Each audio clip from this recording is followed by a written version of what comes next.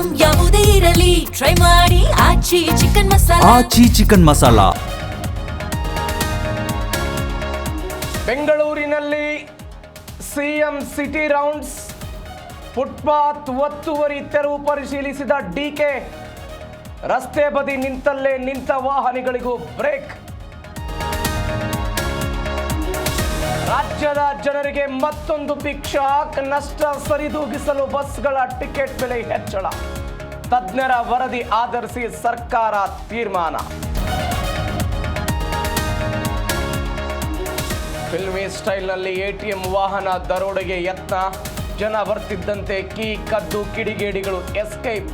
ಜಿಗಣಿ ರಸ್ತೆಯಲ್ಲಿ ಬೆಚ್ಚಿ ಬೀಳಿಸುವ ಘಟನೆ.